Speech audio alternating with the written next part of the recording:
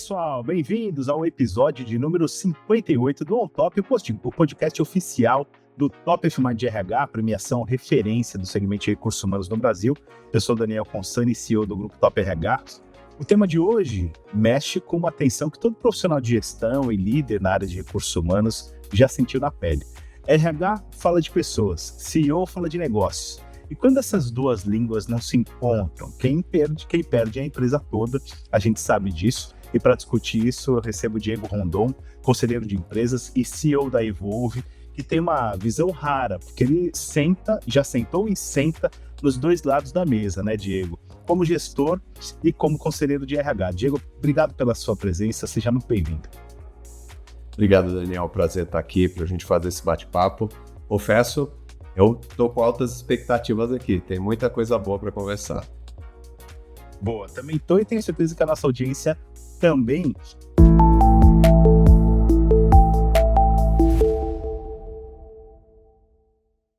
Para começar, Diego, eu queria já cutucar, digamos assim, acho que um dos principais incômodos quando a gente fala da relação da área de recursos humanos com o C-Level, com alta liderança, etc. e tal, porque existe uma percepção histórica de que RH e alta gestão acabam no dia a dia falando idiomas diferentes. Queria te perguntar, isso ainda é realidade ou a gente já está superando essa distância, esse gap que costumava haver? É uma triste realidade e que se coloca em boa parte dos conselhos que eu participei até então. Já faz 6 anos que eu estou em conselhos administrativos, de fato, e dentro dessa jornada, uma das coisas muito recorrentes é que quando o RH, quando a pessoa líder está à frente do RH, entra para trazer alguma pauta, não seja necessariamente dentro do comitê de pessoas, mas no conselho em si, ou na reunião de board, na reunião de conselho especificamente, você já vê alguns executivos, CFO talvez, executivos de tecnologia, que acabam ficando incomodados, porque muitas vezes o gestor da área de pessoas tem dificuldade em falar uma linguagem que faz sentido para outros gestores. Estou falando de número, estou falando de ROI, do retorno de investimento, e o que, de fato, é muito incongruente, porque são pessoas trabalhando. Até nas novas discussões que a gente faz com inteligência artificial, onde a inteligência artificial tem a capacidade de exponencializar aquilo que o executivo, profissional, quem o operador da ponta está fazendo, mesmo assim são pessoas executando, e pessoas são a base do resultado. E, Diego, além dessa questão de linguagem, né, porque eu acho que, de fato, tem um gap de vocabulário entre áreas, porque são, cada um desses segmentos ou microsegmentos dentro de uma organização tem o seu próprio glossário, digamos assim. Mas, além disso, e na sua experiência como CEO e conselheiro, eu queria que você contasse para a gente qual é o erro mais comum que o RH comete ao tentar se posicionar estrategicamente frente às outras lideranças da organização, a alta gestão, porque eu recebo muito contato de RH no LinkedIn, por exemplo, e uma das recorrências é o RH dizendo sempre que não sabe apresentar ou não sabe mostrar o seu próprio valor, né? E aí esse é um dos erros, digamos assim, mas queria te convidar para compartilhar com a gente um pouquinho desses erros mais comuns. Agora vai ser o meu lado RH falando, tá? O lado do executivo, de quem esteve na cadeira do RH. E a primeira coisa que a gente precisa colocar aqui, inclusive isso foi alvo de uma pesquisa do BCG, a pesquisa de 2025, uma pesquisa grande, ampla, foram mais de 115 mercados, 7 mil líderes ouvidos, tá? A gente tem uma carga excessiva administrativa de trabalho na mão do RH, o que dificulta o RH em contribuir estrategicamente. Ou seja, o que eu estou falando aqui? O RH ele tem muitas casinhas, ele tem muitos subsistemas. Eu falo que departamento pessoal, por exemplo, é uma parte muito mais contábil do RH do que estratégica em termos de entrega de resultado. Tá? Esse é o primeiro ponto. O segundo ponto, às vezes o RH acaba absorvendo coisas que são de facilities. Cuidado predial, secretariado, recepção. Então, o RH por si, nas suas caixinhas, já tem muita coisa para fazer, que atrapalha a sua operação estratégica e Quando não, ele também é instado a fazer coisas que eventualmente não estão tão ligadas à estratégia daquilo que a gente precisa entregar para pessoas. Esse é o primeiro ponto. O segundo ponto, historicamente, o RH é oriundo, muitas vezes, de áreas conectadas à psicologia, ao cuidado humano, né, que são importantes para o RH.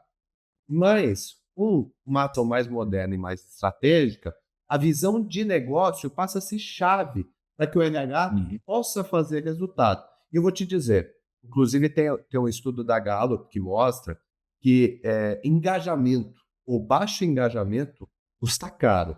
Tá? Então Uhum. a gente tem ali, a partir de 2025, um foco e uma atenção, bastante cuidado para esse tema. Estou engajado ou não estou engajado dentro daquilo que eu estou fazendo?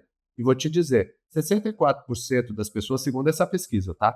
64% das pessoas entrevistadas não estavam engajados dentro daquilo que estavam fazendo. Ou seja, avaliavam mudar de empresa. E 16% do total estava procurando ativamente uma nova oportunidade. Isso quer dizer que as pessoas deixam de fazer aquilo que elas deveriam fazer e estão buscando uma outra oportunidade. Claro. Isso custa, e tem uma estimativa que traz que isso custa mais de 10 trilhões. Ou seja, nós estamos falando 9% do PIB global, Daniel. É muito importante a gente olhar para pessoas como algo estratégico, como um ativo estratégico. E aí, só fazendo a conclusão, trabalhar Uhum. os temas administrativos que não têm relação a isso, tiram o foco do RH para poder cuidar deste tema que é tão caro e tão custoso para as empresas quando mal gerido.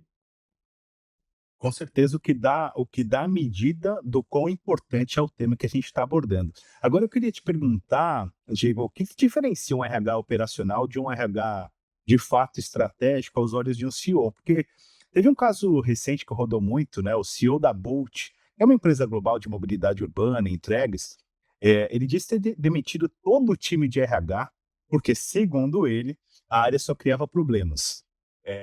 Isso era ser lido como sinal de virada de chave para o RH ou às vezes a própria alta gestão que se isenta da responsabilidade de trazer o RH para a mesa da estratégia? Assim, para começar, esse caso, o Ryan Braswell, que é o CEO da Bolt, ele tomou uma atitude extremamente drástica jogando para a plateia. Né? A Bolt Uhum. já tinha passado por um corte, um layoff de 30% da força de trabalho. Já tinha passado Uhum. por uma queda de valuation astronômica. E aí, ele resolveu colocar um bode expiatório e o RH estava passando na frente dele, provavelmente. É um contrassenso, uma excrescência esse Uhum. posicionamento dele, mas levanta um alerta importante sobre aquilo que os CEOs querem. Tá? Esse é o ponto mais crucial aqui da nossa conversa. A PwC, que é uma das Big Four, uma das maiores auditorias do mundo, fez uma pesquisa qualitativa com CEOs em 2026, agora, Uhum. buscando entender o que, que eles querem, ou o que, que eles estão, qual é a nova obsessão deles. 47% do tempo desses CEOs, isso foi quase que uma unanimidade, eles buscam em um horizonte de curto prazo, eu estou falando de um ano, como é que as empresas vão se reinventar e como é que elas vão crescer utilizando inteligência artificial como um ativo de Uhum. posicionamento. Isso é importante porque, além do CEO, a única área que entende tudo que todo mundo faz na empresa é o RH. O RH e o CEO conhecem todas as áreas na sua profundidade. E se o RH Uhum. não se empoderar desse tema, porque o que acontece? A inteligência artificial ela não resolve nada sozinha, ela potencializa capacidades. Quem mais, além do CEO, pode entender o que cada cargo, o que cada área, o que cada diretoria faz dentro das suas atribuições para poder potencializar? O RH como RH, e aí de novo eu vou colocar o meu chapéu de RH, a gente como RH precisa estar muito atento a estas oportunidades. Talvez seja a grande Uhum. chave que a gente tenha que virar, entendendo profundamente quais são as capacidades que a gente pode melhorar com inteligência artificial, e aí eu vou dentro da minha organização e consigo, de fato, trazer para o meu CEO como melhorar de forma estratégica. E o RH tem que tomar para si esse chapéu. Eu tenho alguns RHs E aí falando, né, da parte positiva, eu tenho alguns RHs que eles lideram a dinâmica de inteligência artificial ou a implantação de uso da ferramenta de inteligência artificial, porque é uma plataforma. Inteligência artificial não é nada Claro. além de ferramenta. Eles que lideram essa frente e, olha, eu vou te dizer, com mais sucesso muitas vezes do que, por exemplo, o líder de tecnologia fazendo. Porque o líder de Uhum. tecnologia vai utilizar para suas capabilities, para aquilo que ele precisa entregar melhor. O líder de RH, quando ele se empodera do tema, ele passa a usar para a organização toda. Boa. Queria te perguntar também se tem uma ou algumas perguntas específicas que você gostaria de ouvir mais de RHs em reuniões de board, por exemplo. Porque a gente sabe que, você inclusive estava falando, né? RH conhece da empresa, conhece de cada área, mas entender do negócio, dos desafios do negócio, implica fazer as perguntas certas. Eu queria te perguntar se na sua experiência os RHs estão fazendo essas perguntas certas e quais delas você gostaria de ouvir mais, né, com mais frequência mesmo? Eu tenho alguns RHs que fazem perguntas até que nos surpreendem enquanto Tá. conselho. Então, sim, tem Uhum. muita gente boa e muita gente preparada e qualificada. Perguntas que eu gosto de ouvir ou que eu gostaria de ouvir. A primeira delas, onde a empresa pede dinheiro por causa de gente? Então, veja, é uma análise que às vezes o próprio RH por si consegue chegar a alguma conclusão. Mas se ele faz essa pergunta para o CFO ou para o conjunto, para o board, onde a gente está perdendo dinheiro por causa de gente? Quais indicadores vão mudar o ponteiro nesse sentido? Isso faz com que a gente consiga olhar para o RH como um agente que está preocupado com coisas que são importantes para a companhia: sustentabilidade, continuidade, crescimento, resultado. Uhum, Tá? uhum. Outra coisa que também a gente fala de hiring plan, que é o planejamento de contratação. Muitas vezes o RH não está tão a par ou não domina para si esse tema. Então ele deveria perguntar quais posições daquelas que a gente tem aberto, se ficarem vazias ou se forem ocupadas pela pessoa errada, colocam a nossa estratégia em risco. Veja, o RH ele é um agente que enxerga antes até de algumas outras áreas para onde a gente vai. Porque se eu vou desenvolver uma nova área, por exemplo, eu começo contratando pessoas para fazer isso. Defino a estratégia lá no board, recebo e vou ter que contratar. O RH precisa saber não só o job description da pessoa que ele vai contratar, ele precisa saber para que eu estou contratando isso, qual é o meu fundamento, né? Também uma coisa muito importante que a gente precisa analisar quando eu vou fazer avaliação, por exemplo, que é o papel do RH, avaliar para reconhecer, tá? O RH precisa entender quais são os líderes ou os profissionais que geram resultado no curto prazo, mas tem um custo invisível. Aquele custo que hoje está na R1, na NR1, né? Das normativas ali de bem-estar dentro da empresa. A pessoa entrega, mas sabe que ele vai entregando e deixando rastro de sangue pelo caminho? Poxa, será que isso realmente faz sentido para aquele momento? Dentro da visão de cultura e valores da empresa, eu gostaria de ouvir o RH perguntando qual que é o comportamento que a gente gostaria de fato de valorizar, né? Uhum. Isso tudo perguntando para o board, perguntando para a Claro. estratégia, tentando participar da estratégia. Já fiz um caminhão de perguntas aqui, teria mais umas 4, 5, Daniel. Mas o ponto que eu acho que a gente precisa consignar em todas essas perguntas que eu fiz: como eu, RH, consigo contribuir estrategicamente para a continuidade e crescimento do negócio? Como Perfeito. Existe uma crise de confiança entre gestores e RH em algumas organizações, assim, na sua experiência, tem alguma história marcante também da sua trajetória, Diego, em que o alinhamento entre liderança e RH, de fato ajudou a transformar os resultados de uma organização? eu tenho dois históricos aqui, talvez na mesma situação e na mesma empresa, aonde gestores e RH consignaram seu trabalho para uma visão estratégica e acabaram crescendo e trazendo um resultado fantástico. Isso aconteceu no momento de hypergrowth, de crescimento exponencial, na época que a gente, dentro de uma das investidas, recebeu um recurso bem grande, um recurso extraordinário. A gente recebeu um aporte muito grande e, nesse sentido, Gestores e RH se uniram para entender qual é o nosso uso desse recurso. O que a gente quer? Aonde a gente vai crescer? Da parte do RH, a gente fez 3 coisas.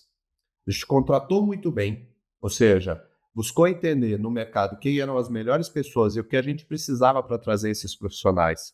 Isso fez uma diferença brutal, porque cada profissional que trazia consigo uma diferença de resultado exorbitante mudou o ponteiro da empresa. Esse foi o primeiro ponto.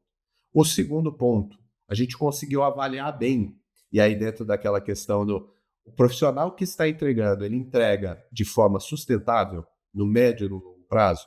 Então o RH, junto com o gestor, junto com os gestores, conseguiu encadear uma forma de avaliação que trouxesse para a companhia quem realmente estava entregando bem e quem eram os grandes geradores de resultado. Para quê? O terceiro pilar, que era reconhecer esses profissionais. Profissional bom, que não é reconhecido, o mercado leva. E ele leva consigo não só aquele resultado de imediato. Profissional muito bom, que faz a diferença na empresa, e a empresa perde porque não está reconhecendo. Eu digo reconhecer, é remuneração, é bonificação, é incentivos de longo prazo. Isso tudo parte do RH. Então, quando você consegue fazer isso, você mantém a empresa em alta performance por mais tempo. Esse caso, essa situação que a gente realizou, fez com que a empresa conseguisse crescer comparado a empresas similares no mercado de forma muito diferente. Por quê? Empresas tinham o mesmo mercado, o mesmo perfil de cliente, o mesmo recurso, mas cresceram. Uma se tornou um unicórnio, foi a 99, e a outra se tornou um nada, que foi a EasyTax, né? Comparado ali. Então, para e passo, nesse caso, você vê a diferença que o RH, junto aos gestores, fez. Ninguém faz nada sozinho, tá? Esse é o ponto. Mas ali foi um caso muito interessante, onde o resultado foi super exponencial e trouxe, de fato, um posicionamento diferente no mercado. Fantástico, 2 exemplos maravilhosos, antagônicos, mas maravilhosos. Acho que fica claro aí que esse alinhamento, essa busca de alinhamento de linguagem entre RH e alta liderança não é discurso bonito, não, faz parte do que o negócio precisa, né, Diego? Obrigado pela conversa, obrigado por ter tirado um tempo para participar do nosso episódio. Muito bom conversar contigo, Diego. Foi um prazer. Conte conosco, Daniel. Sempre que precisar, a gente está por aqui.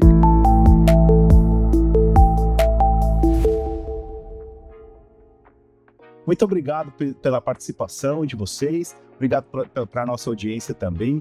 Esse foi mais um episódio do On Top, o episódio, né, do podcast do Top of Mind RH.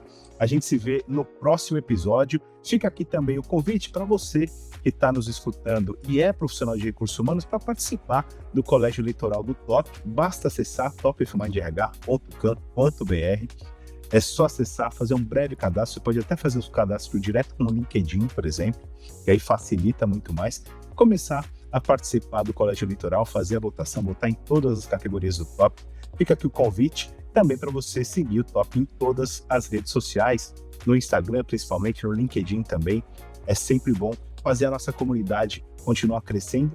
E é isso aí. A gente se vê no próximo episódio do On Top. Um grande abraço e até mais.